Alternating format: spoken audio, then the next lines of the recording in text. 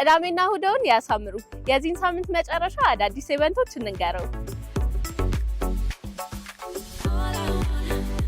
ጃዝ ዴይ ፌስቲቫል በቤልጂየም ኤምባሲ እሁድ መጋቢት 28 2017 ከረፋድ 5 ሰዓት ጀምሮ የሚካሄደው ይህ ዝግጅት ታዋቂ ኢትዮጵያውያንና ከተለያዩ ሀገራት የተውጣጡ ጃዝ ሙዚቀኞች ስራቸውን ያቀርቡበታል።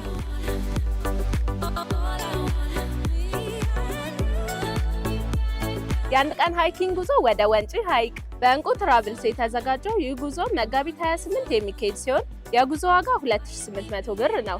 በፓኬጁ ትራንስፖርት፣ ምግብ፣ የመግቢያ ትኬት፣ የአስጎብኚ፣ የተፈጥሮ ፍል ውሃ ባስ፣ ጭቃ ባዝና ፎቶግራፍን ተካተዋል።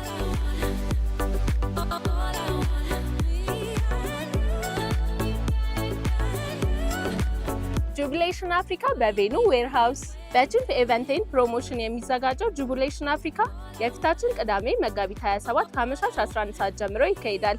የመግቢያ ዋጋ 650 ብር ሲሆን አስቀድሞ ለተመዘገቡ ዲስካውንት ይኖረዋል።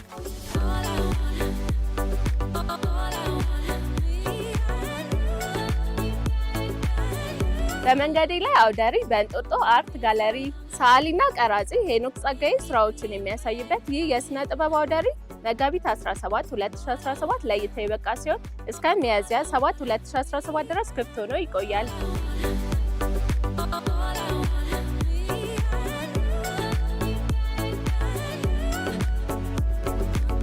ማንኛውም አይነት ኢቨንቶች በኦል አዲስ ኢቨንትስ እንዲቀርብለው ከፈለጉ ከታች ባለው ስልክ ቁጥር ይደውሉልን።